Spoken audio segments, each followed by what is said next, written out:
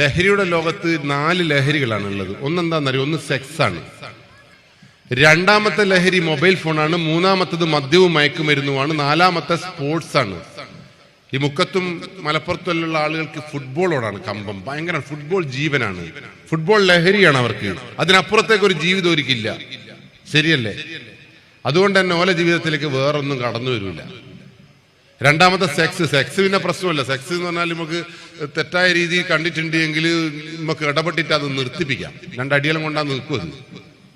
മൂന്നാമത്തെ മൊബൈൽ ഫോണിന്റെ ഭ്രാന്ത് നിൽക്കൂല. മൊബൈൽ ഫോണിൽ അടിമപ്പെട്ട തലതാഴ്ത്തപ്പെട്ട ഒരു ജന്മത്തിന് 7 കൊല്ലാകുമ്പോഴേക്കും ലഹരിയിലേക്ക്, മദ്യത്തിലേക്ക്, മയക്കുമരുന്നിലേക്ക് ഒരു സ്റ്റെപ്പ് കടന്നു വെക്കുന്നു. ഓർമ്മിച്ചു വെച്ചോളിങ്ങൾ. ഇപ്പൊ നിങ്ങളെ മക്കളിപ്പം നമ്മളെ മക്കളെ കുറിച്ച് പറഞ്ഞില്ല, നമ്മളെ മക്കൾ നന്നാണെന്നാണ് നിങ്ങൾ എൻ്റെ ഒക്കെ ആഗ്രഹം. അതുകൊണ്ടാണ് ഓൺലൈൻ വിദ്യാഭ്യാസം വന്നപ്പോൾ എല്ലാ ആളുകളും എന്ത് കൊടുത്തു? മക്കൾക്ക് മൊബൈൽ ഫോൺ വാങ്ങിച്ചു കൊടുത്തു. നിങ്ങൾ ആരെങ്കിലും ചിന്തിച്ചോ മൊബൈൽ ഫോണിലൂടെ മാത്രമേ ഓൺലൈൻ വിദ്യാഭ്യാസം നടക്കുന്നല്ലേ നിങ്ങളെയും ഞാനെയും മക്കൾ പറഞ്ഞു പഠിപ്പിച്ചത്?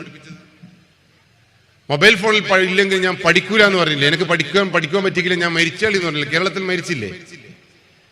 നിങ്ങളും ഞാനും കുറച്ചുകൂടി ഉയർന്ന് ചിന്തിക്കേണ്ടിയിരുന്നു. ഒരു സ്മാർട്ട് TV വാങ്ങിച്ചു കൊടുക്കണമായിരുന്നു ഈറ്റേക്ക്.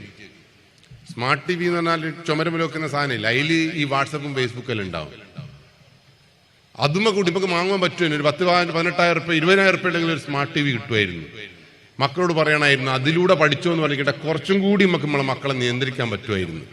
പക്ഷെ നിങ്ങളും ഞാനും ചെയ്തില്ല.